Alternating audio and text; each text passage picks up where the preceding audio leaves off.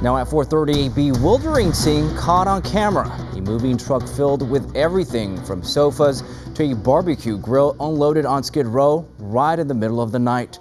The truck was swarmed when it stopped at 6th and San Pedro Streets just after midnight, and the driver flung open its rear cargo door. It was a well-intentioned donation, or was it an illegal dump? Plain and simple. KTLA's Rachel Menitoff joins us live from downtown LA with this story. Hi, Rachel.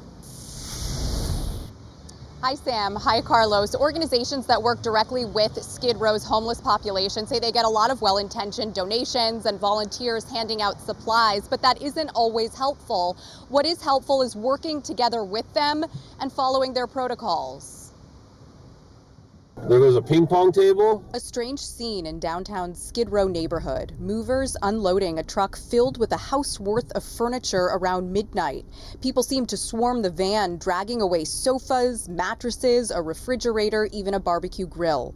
According to the movers, it was at the request of the owners who asked that their things be donated. It's easy to make donations here, but for someone just to put it on the sidewalk is basically senseless. Jeff Hudson is the CEO at Union Rescue Mission. He says however well-intentioned this drop-off may be, there are proper channels through which people can go to hand off unwanted items. There are ways to partner with those of us who are downtown.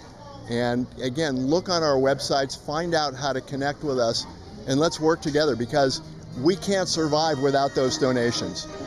After a drop in reports in 2023, illegal dumping has actually risen by 21% in the last 6 months. That's according to reporting from John Rigardi, the managing editor at Crosstown, a data-driven website out of USC's Annenberg School. But what seems to happen is many of these businesses seem to say, well, we're probably not going to be caught. And even if we are caught, this is just a cost of doing business.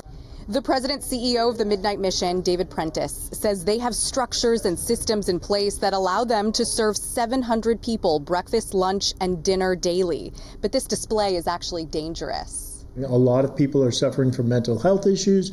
There's drug addiction. There's people that would want a piece of furniture to sell. There's other people who would want a piece of furniture to live with. It's a wide gamut of who you're dealing out with. And at 12 o'clock midnight, just to do something like that makes it very unsafe. Prentice says this kind of drop-off also lacks a level of dignity. When you just pull up and dump things on the street, there's really not any type of connection or relationship building, or it's just like, we didn't want it, here, you take it. And I reached out to the moving company. The manager has yet to return my calls for comment. Mayor Bass says there's a long history of illegal dumping in under-resourced neighborhoods, and she believes the company responsible should be held accountable.